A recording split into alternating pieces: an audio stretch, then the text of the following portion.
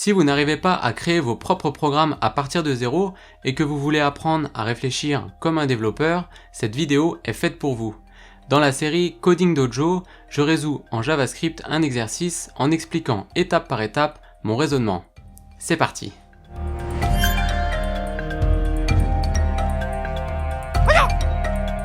Dans ce nouvel épisode du Coding Dojo, on va faire l'exercice 4 du niveau facile de la formation JavaScript de 0.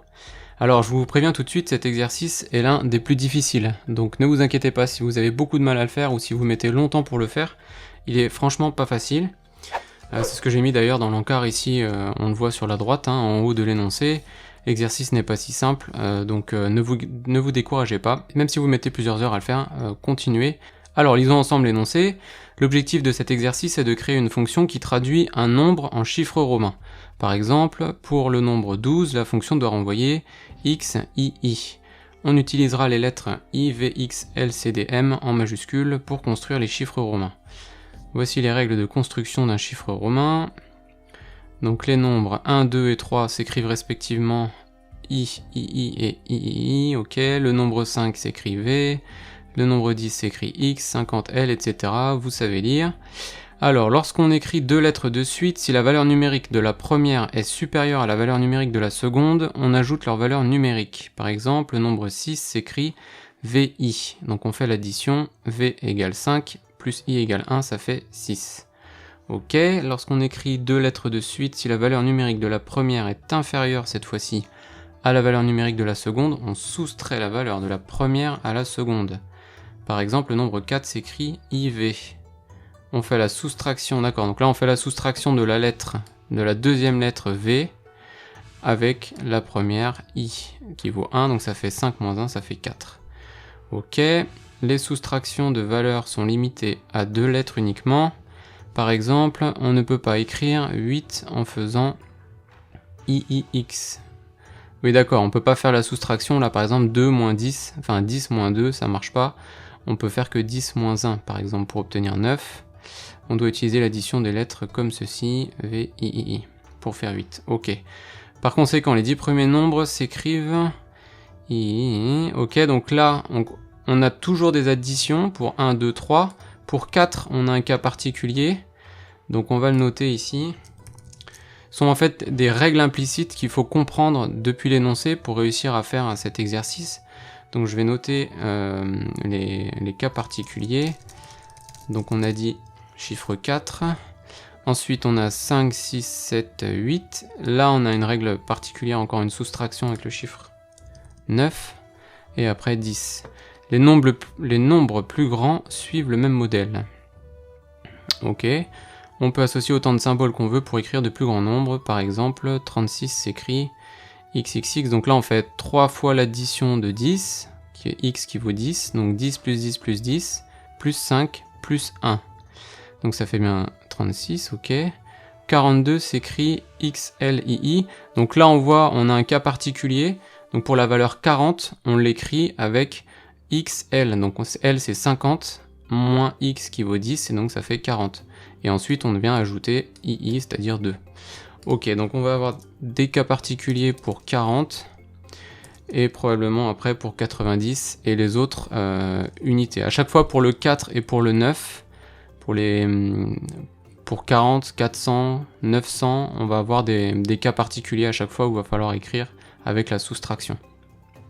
Donc ça, lorsque vous avez un problème comme ça, que ce soit en informatique, là vous voyez ici, on peut écrire les 10 premiers chiffres en utilisant uniquement l'addition. C'est ce qu'on va appeler le cas nominal, c'est-à-dire c'est le cas sans cas particulier, sans particularité spécifique. Et pour deux valeurs, pour la valeur 4 et 9, il va falloir utiliser la soustraction. Donc pour deux valeurs sur les 10, donc c'est-à-dire pour 20% des valeurs, il va falloir utiliser une petite spécificité des règles. Donc très bien, donc 2448 c'est MM, ça fait 2000, C c'est 100, D c'est 500, donc là il faut faire la soustraction, donc ça fait 400, donc 2000 plus 400, plus ensuite XL c'est 40, donc c'est 2440, et ensuite 8, donc 2448. Alors je vous invite à vous entraîner à faire la conversion entre des nombres classiques, donc les nombres arabes avec ces chiffres-là, vers les nombres romains, vers les chiffres romains, pour bien comprendre comment ça fonctionne. Ici, il y a encore plein d'exemples qu'on va utiliser pour démarrer le programme. Alors prenons par exemple donc un cas nominal. Donc le cas nominal, je vous rappelle, c'est celui qui ne prend pas en compte le cas particulier de la soustraction, parce que celui-là risque de poser problème. Donc prenons le cas 27, là on ne fait que des additions. On fait 10 plus 10, plus 5, plus 1, plus 1, ça fait 27. Donc prenons 27, et comme d'habitude, cherchons à savoir comment nous, en tant qu'être humain, on ferait pour transformer ce chiffre 27 en un nombre, en un chiffre romain. Donc 27, je l'écris, donc on va reprendre en haut la table de correspondance des chiffres arabes avec les chiffres romains. Donc 27, comment on fait nous pour le traduire? Si vous aviez à le traduire, comment vous feriez? Eh bien, vous allez lire la liste des correspondances et vous allez chercher, par exemple 27, on pourrait l'écrire avec V, uniquement avec V. Par exemple, ça fait 5 plus 5 plus 5 plus 5 plus 5, donc là on est à 25, plus 2, II, et là ça ferait 27. Malheureusement, les chiffres romains ne fonctionnent pas comme ça. On utilise toujours le minimum de symboles pour pouvoir écrire le nombre. Donc là, ce qu'il faut qu'on cherche en fait, c'est le symbole dont la valeur est immédiatement inférieure ou égale au chiffre qu'on souhaite représenter. C'est-à-dire là, si on essaie de prendre 1000, bah c'est trop grand, puisqu'on essaie de transformer 27, donc 1000 c'est trop grand, 500 c'est trop grand, 100 c'est trop grand, 50 c'est trop grand, et 10, 10 on peut l'utiliser. Donc vous voyez, on est venu lire de bas en haut la table de correspondance pour trouver la valeur la plus grande ici avec x. Donc qu'est-ce qu'on fait ensuite? On commence à écrire donc le chiffre romain, x. Donc x, ça vaut 10. Donc qu'est-ce qu'on fait maintenant qu'on a déjà affiché 10? Combien il reste de valeurs à afficher avec des lettres? Eh bien on va devoir faire 27 moins 10 égale 17. Donc là on doit faire une soustraction. Il nous reste encore 17 unités de valeur, si je peux dire, à écrire en chiffres romains à la suite de notre premier x. Donc 17, on regarde, 50 c'est trop grand, 10, eh ben c'est bon, on peut le faire. Donc on rajoute un x. Ensuite on reprend ce 17 et on soustrait le x qu'on vient de mettre, qui vaut 10. Il reste 7. Comment je fais pour avoir 7? 10 c'est trop grand, donc je regarde la valeur en dessous, 5. 5 ça marche. Donc je fais 7, alors je rajoute déjà mon 5 ici. Je fais 7 moins 5, ça fait 2. Et on recommence à nouveau, et 2, on sait que ça s'écrit II. Alors on peut le décomposer, 2, la plus petite valeur qu'on puisse écrire, c'est le nombre 1 s'écrit I. Donc on peut mettre 2 moins I, ça fait 1. Donc là on rajoute notre I de cette étape-là. Et on recommence, il reste 1. Comment je fais pour écrire 1? Eh bien je rajoute à nouveau un I. Et une fois que j'ai fait la dernière valeur ici, il me reste 0 et j'ai terminé d'écrire mon chiffre romain. Donc vous voyez, les différentes étapes sont toujours les mêmes. C'est récupérer la plus grande valeur possible, strictement inférieure ou égale à la valeur que je dois coder, et puis ajouter, venir concaténer finalement le caractère du chiffre romain qui représente cette valeur. Alors on va essayer de le faire dès maintenant avec par exemple la valeur 27, comme ce qu'on vient de faire, la valeur 27 en tant qu'exemple. Donc on va ici. Donc là au niveau des tests, on va exécuter les tests déjà avec CTRL F5. Donc là voilà, 20 tests qui échouent, c'est normal. On va remonter tout en haut.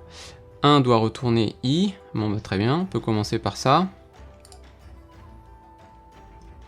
Alors on a dit qu'il fallait qu'on prenne le nombre et qu'on cherche, alors je vais redescendre tout en bas là, hop, il fallait qu'on prenne donc le nombre qu'on nous donne et qu'on cherche finalement la valeur maximale, la valeur immédiatement, enfin inférieure ou égale, la valeur inférieure ou égale à ce nombre pour pouvoir l'utiliser et l'ajouter à notre résultat final de chiffre romain.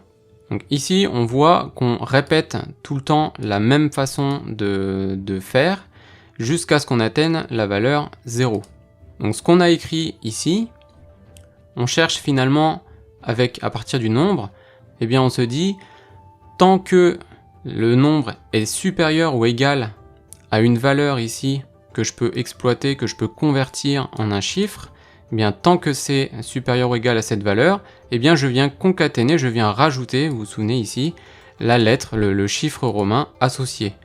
Donc ici, tant que mon nombre est supérieur ou égal à une valeur ici qui existe, donc on va commencer, comme on prend nombre vaut 27 dans notre exemple, on va commencer par la valeur 10. Tant que mon nombre est supérieur ou égal à 10, ici, ce que j'ai fait là, et bien tant qu'il est supérieur ou égal à 10, et bien on doit ajouter ici notre fichier, notre lettre X, qu'on va déjà dire lettre chiffre romain égale une chaîne vide. On va venir concaténer ici, on va mettre chiffre romain plus X. Donc on ajoute le X à notre valeur de chiffre romain, et ensuite il faut faire la soustraction de la valeur du X, c'est-à-dire de 10, à notre nombre, 27 moins X. Donc là, notre nombre va valoir nombre moins 10. Donc là, pour l'instant, on écrit déjà cette partie-là, et à la fin, notre code devra renvoyer chiffre romain. Alors exécutons ce code pour voir ce qui se passe. Peut-être qu'il y a des tests qui vont passer. Aucun test ne passe, et on écrit plein de fois X pour 3000, effectivement. Alors on va remonter un petit peu dans les tests pour voir les tout premiers tests. Donc 1 ici doit retourner I, il ne renvoie rien. Pourquoi? Parce qu'on ne rentre jamais dans la boucle, puisque nombre, lorsqu'il vaut 1, ne rentre pas dans la boucle. Donc ce qu'on va faire, c'est qu'on va écrire les autres symboles ici, 5, 1, à la suite. Donc quand c'est un 5, il faut rajouter la lettre V, et on soustrait 5. Et pour 1, on rajoute la lettre I et on soustrait une unité. Alors exécutons ce code. Là j'ai fait une erreur, mais je fais exprès pour que vous puissiez voir. Donc là déjà, voilà, on a exécuté et on a 6 tests qui passent. Donc c'est plutôt pas mal. Alors en fait non, j'ai pas fait d'erreur. Alors l'erreur dont je parlais, ça aurait été de mettre ici le premier while avec la valeur la plus petite. Regardez, si j'inverse ici, je vous montre puisque vous êtes là pour apprendre. Si j'inverse ici l'ordre, regardez ce qui se passe et que j'exécute mon code. Là, ça fonctionne moins bien. On n'a plus que 3 tests qui passent, qui sont les tests 1, 2 et 3. Je vais vous le montrer.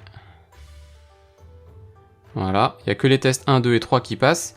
Pourquoi? Et bien tout simplement parce que si vous avez par exemple la valeur 10, eh bien vous allez immédiatement rentrer dans la boucle ici, et vous allez écrire 10 fois de suite le chiffre romain I.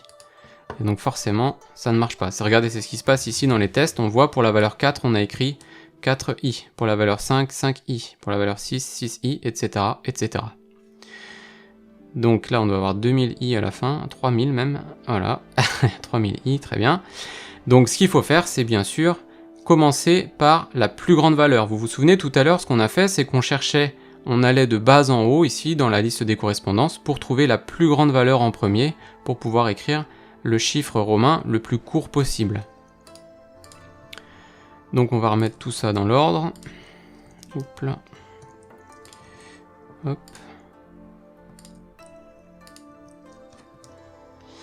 Voilà. Donc là, on réexécute. Donc là, on a 6 tests qui passent et on a 14 qui sont en échec.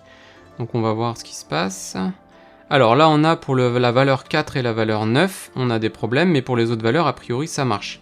Alors vous vous souvenez, en haut ici, j'avais mis que les cas particuliers 4, 9, etc., 40 et 90 vont poser problème parce qu'il faut faire la soustraction. Donc là, pour l'instant, on ne va pas s'occuper de ces cas-là, on va finir d'indiquer la liste de correspondance. Donc on va ajouter les lettres manquantes. Donc il reste 50 avec L.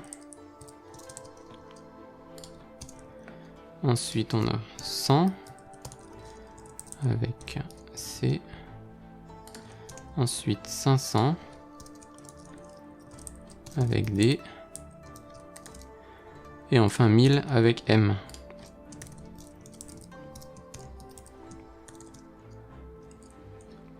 On exécute, on se remet tout en bas. J'exécute les tests à nouveau avec CTRL F5. Et là, 10 tests passent. Donc c'est pas mal, je crois que c'est le meilleur score depuis le début. Et là, regardez, pour la valeur ici, pour 1024, on a quelque chose qui se rapproche, mais qui n'est pas bon à cause du cas particulier du 4. Vous vous souvenez, le 4, le 9 et toutes ces valeurs qui commencent par 4 et 9 ici, ça va poser problème. Alors, comment faire pour réussir à gérer ce cas particulier? On va regarder au niveau des tests, le tout premier qui ne marche pas, c'est lequel? C'est le chiffre 4. Donc, simulons un petit peu ce qui va se passer avec le chiffre 4. On arrive ici, on se déplace. Donc, si nombre vaut 4, est-ce qu'il est supérieur à 1000? Non, donc on rentre pas dans cette boucle. On rentre pas là-dedans non plus parce que c'est pas supérieur à 500, etc., etc. On arrive là. Le 10 non plus. Est-ce que c'est supérieur ou égal à 5? Non. 4 n'est pas supérieur ou égal à 5, donc on rentre pas là. Et enfin, on arrive là. Est-ce que le nombre est supérieur ou égal à 1? Oui. Et donc, on va afficher 4 fois la lettre I. Donc, ce qu'il faut faire ici, c'est de mettre une étape supplémentaire pour gérer le chiffre 4 et lui dire d'ajouter le symbole qui représente 4, c'est-à-dire IV. Et en dessous, on soustrait 4. Je réexécute ce code, donc là on était à combien? 10. 10 qui passait, CTRL F5. Et là on devrait passer, et là on passe voilà à 12. Donc c'est que le chiffre 4 est correctement géré maintenant. Alors le chiffre 4 posait problème, on avait aussi le chiffre 9. Donc on va ajouter ici aussi le chiffre 9.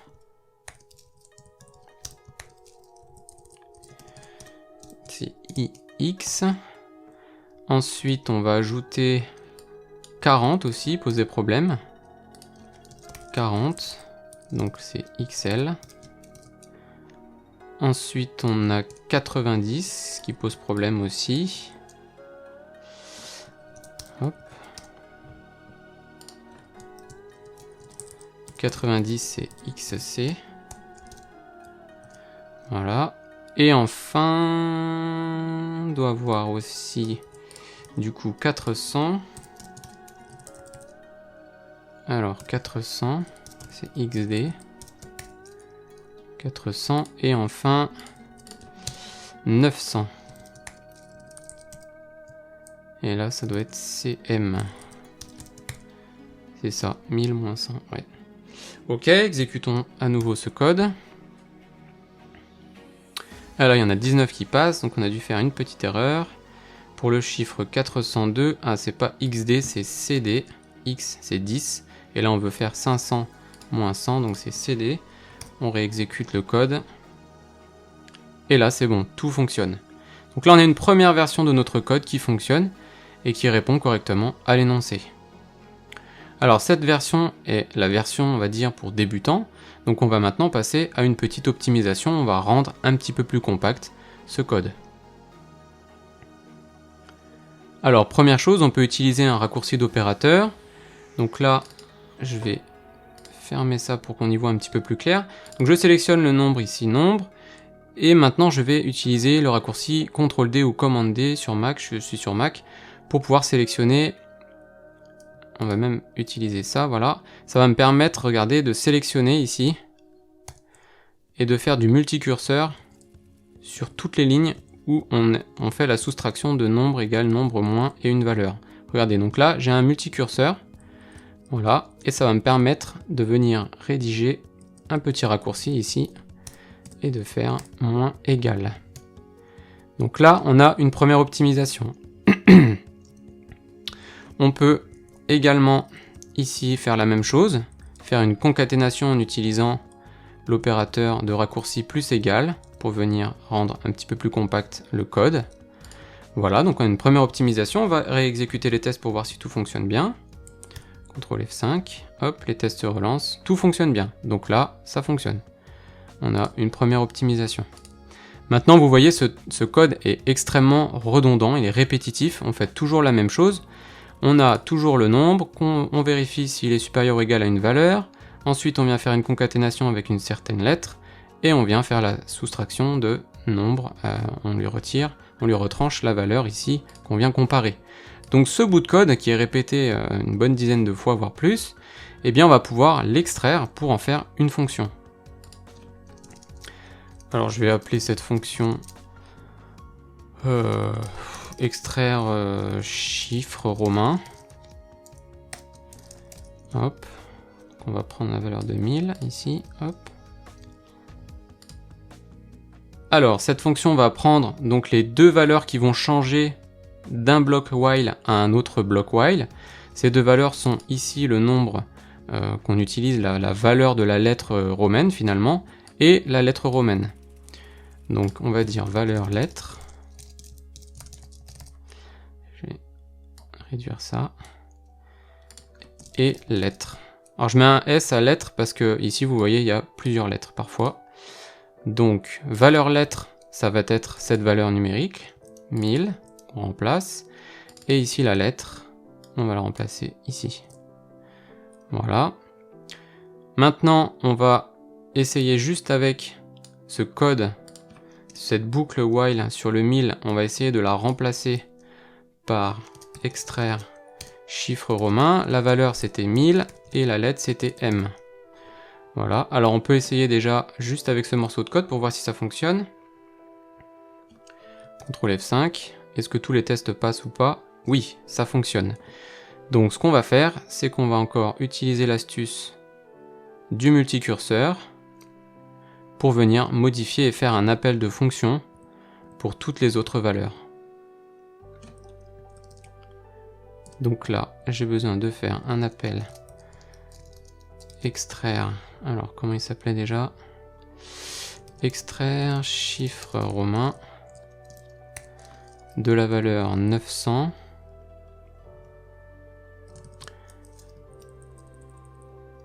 et alors là, il faut que je fasse attention. Hop. Voilà, virgule, on ferme la parenthèse, point virgule, et ici on peut supprimer le reste. Voilà. Et là on a donc la liste de tous les appels de fonctions qu'il faut qu'on fasse. Et réexécutons ce code. Et là ça fonctionne toujours. Alors notez ici que j'utilise, ça pour être propre, il faudra le remettre tout en haut.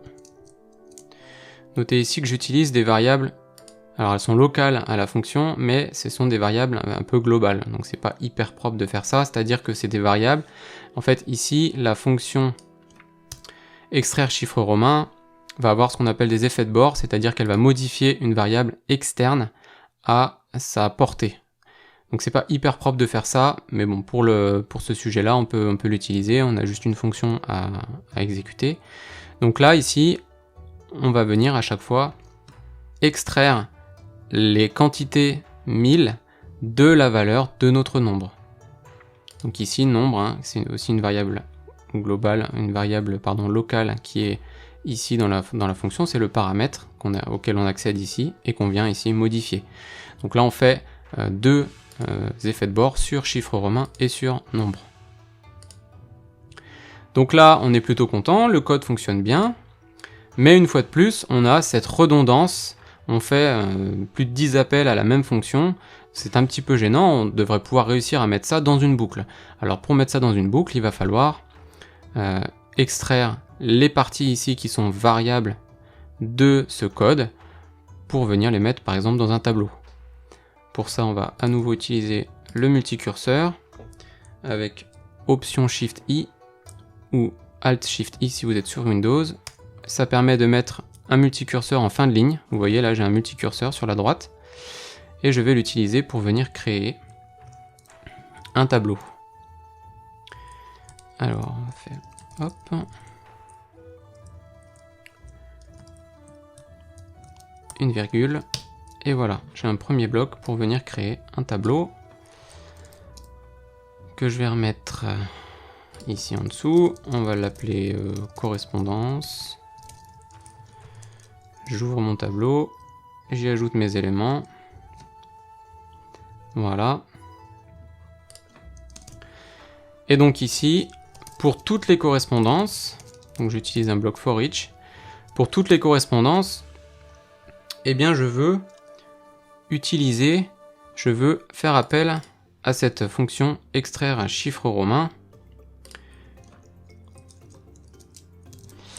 Donc on va faire, donc là il me faut correspondance. Donc dans correspondance, je vais récupérer ici un item du tableau, donc par exemple ce premier item.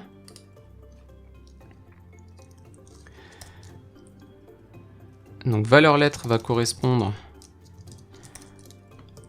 à l'item 0 de correspondance et l'autre à l'item 1. Exécutons ce code. Et là, ça fonctionne toujours. Donc là, on a à nouveau une nouvelle version du code qui fonctionne. Alors, est-ce qu'on peut venir encore optimiser ça? A priori, oui, puisque for each prend une fonction de callback, ce qu'on appelle un callback. Donc là, on va venir lui passer cette fonction-là en callback, plutôt que de refaire une fonction ici anonyme, une fonction fléchée. Donc je vais lui donner extraire chiffre romain, comme ça.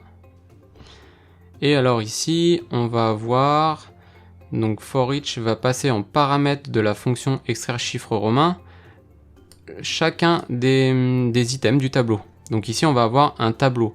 Donc là, en fait, la première valeur de mon argument va être un tableau. Et le problème, c'est que moi, j'ai besoin de deux variables, valeur lettre et lettre. Donc ce que je vais faire, c'est que je vais utiliser le destructuring pour venir immédiatement affecter la valeur, ici la première valeur de mon tableau dans valeur lettre et la seconde valeur dans lettre. Donc pour ça, il faut que je mette ça entre crochets, comme ceci. Donc là, vous voyez, on a un seul paramètre qui est constitué donc de deux autres paramètres. On a un seul paramètre tableau et le destructuring va se faire immédiatement à la volée, si je dis pas de bêtises. Là, on peut mettre le point virgule aussi pour être propre. Je refais un CTRL F5 pour voir si tout marche bien. Et c'est bon, ça passe. Donc là, vous voyez, on a à nouveau du code qui fait toujours la même chose, mais qui est un petit peu plus compact. Voilà, je vous montre tout le code. Hein. Donc là, les commentaires. Et ici, tout le code qui tient, voilà, sur une vingtaine de lignes. Voilà, alors tout ça, le destructuring, le for each, etc., ce sont des choses qu'on va voir dans le module intermédiaire de la formation JavaScript 2.0. Donc si vous n'êtes pas encore inscrit, n'hésitez pas à vous inscrire sur le site javascript20.com, je vous en reparle tout de suite. Si vous avez des questions sur l'exercice qu'on a vu aujourd'hui, n'hésitez pas à me les poser dans les commentaires, j'y répondrai avec plaisir. Si vous voulez apprendre le JavaScript, eh bien, je vous invite à vous inscrire sur ma formation JavaScript 2.0, les liens sont dans la description. Enfin, si cette vidéo vous a plu, n'hésitez pas à la partager et surtout, abonnez-vous à ma chaîne. Merci et à bientôt.